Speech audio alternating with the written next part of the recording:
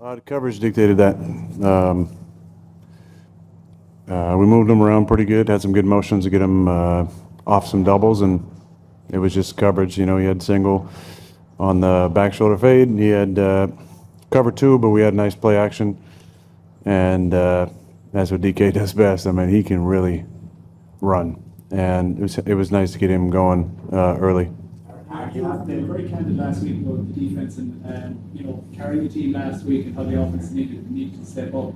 Obviously, there's a lot of steps taken today, that explosive first half in the pass game and then the run game really got going in the second half. How much of a step do you think you took today in terms of getting to where you need to be? Well, I mean, there's been so much talk about how can we get DK more involved, how can we push the ball down the field more, and I said last week, you got to run the football. And I think today we ran the ball pretty effectively. That Kenny Gainwell, obviously, if you're a football fan, you know who he is, and he followed his career, and it seemed like every time he went in the game, for me as a football fan, with Philly, it was like, man, this guy's really good. He should get more touches. So when I came here, I knew what kind of player he was. I tell him all the time, he's an absolute baller. So any opportunity he gets, man, Kenny's been great all year and make himself a lot of money. Aaron, I broke the record today for most baskets in the rugby stream. 91 they said. Now we're going past years. What does that mean to you? The fact that you're career but still getting accolades. It's a classic game going today. Yeah, it's the twilight of my career. I wouldn't say back end. I used to say 5, 6, 7 years ago I was on the back nine, but I'm teeing off on 18 right now. By the way, what happened to the Ryder Cup? Europe's smashing them still? Yeah. That's too bad. And another record that you come away with is the longest in a classic Croke Park history. Would you talk about the history of today, just the emotion and the atmosphere? I thought the atmosphere was outstanding. I mean, I came out real early, and in most NFL stadiums, there's like a 2 hours when the stadium opens, and it starts to trickle in.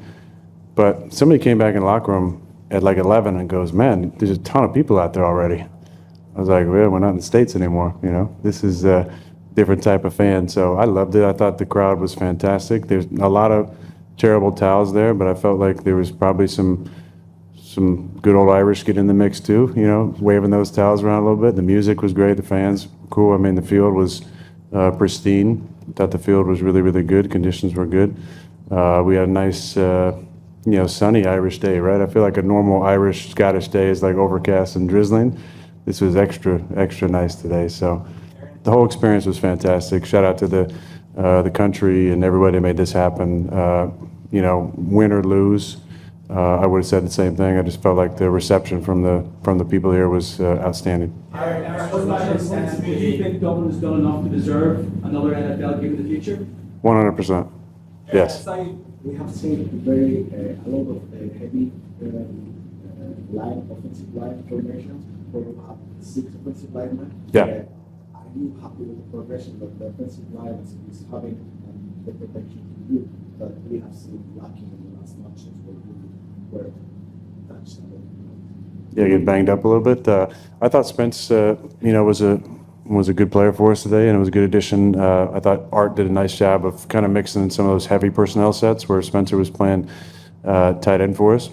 And we had some effectiveness run the football out of those sets, which is great. They played a lot of two-shell.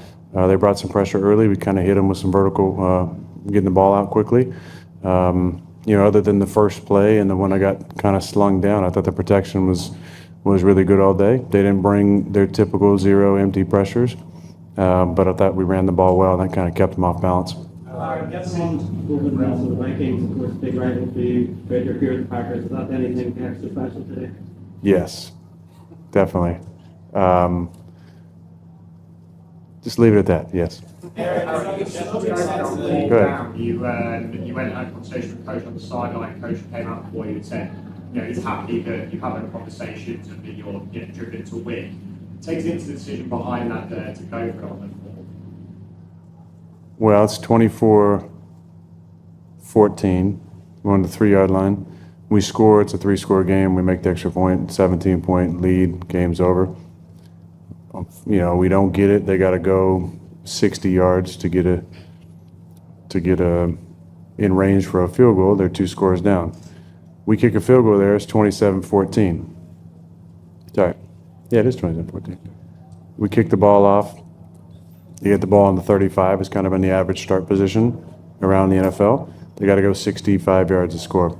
To me, it was worth it to try and end the game right there. Yeah. How does it feel? After all these years in teams, to still be able to beat the Vikings? Well, I wish I wish I would have beat them last year in that other island east of here. That would have been 3 teams. But listen, there's been some great battles over the years in Minnesota. The Packers' biggest rival is the Bears. But the interstate rival between Wisconsin people and Minnesota people, I feel like is more, they don't like each other a lot more. Aaron, big picture, this is your first international victory.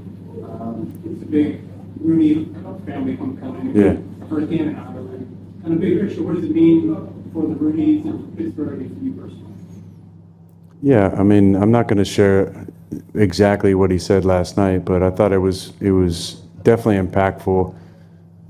Coach T talked about his relationship with the late great Ambassador Rooney and how much he meant to him, and how much Ambassador Rooney loved football and loved the guys and loved his appointment here in Ireland. And me personally, I'm a little older, so I appreciate the history. There was a lot of us that wanted to win it a little bit more for the family, knowing how much affection they have for this area. So I enjoyed that talk last night from Coach T, and again, I really enjoyed everything that we experienced here. It was a short trip, but from the moment we landed, the security guys over at the Carlton House were hilarious, and the Guinness was good in downtown Dublin. And it'll be a nice flight back with hopefully a yearly return by us or 2 other teams. Are you going straight back, or are you just going to do a bit of sightseeing? Yeah, we're gonna go over to Dublin, hit some pubs, and then take off. 2 more. No, we're going straight back. 2 more. Aaron, I saw that you were gesturing a lot to the sideline during the game, and I'm curious about Which one? I'm sorry? Which sideline? To your sideline, Okay. to Coach T. And I was curious how the communication is going, how the in-game adjustments are going. It's a new team for you, and quarter way into the season here. How is that relationship going with the new coaches? It's great with Mike T. I 100% was not gesturing at all to him. I gestured to go ahead. What are you gonna? So I don't mean it negatively. I just saw you communicating. Oh no, I'm not saying it negatively. I gestured to Mason or Tom Arth, or tell somebody to tell Arthur to call the play again because somebody was talking to me or I forgot it or something. So that's just normal there. But I love working with Art. I love coming to work with the quarterback room that we have, and the last 2 times we came overseas, it was tough. We lost a close one to the Giants and lost a 1-score game to the Vikings last year, and you just know what kind of a flight that is back. Any road victory is really special, but it's extra special when you go back 7 or 8 hours and get to be with your boys and enjoy, even though it was closer than we wanted it to be, but just enjoy and reminisce about how fun the last 3 days were.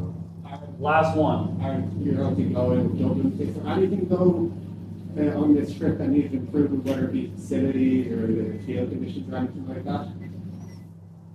Well, ESPN wrote a clickbait headline, I think taking my words out of context, which isn't the first time, but I was answering a question about my desire all 3 times we came overseas was to come early in the week, especially if you have a bye week afterwards. Some of that is out of the control of the teams, some of it might be, but I would always love to get on the time frame that you're in, time zone, and get to enjoy the area a little bit more, especially with Ireland, the history, of ancestors I had from this region, but also just hearing about the country and what it's like and being able to see some stuff would have been great.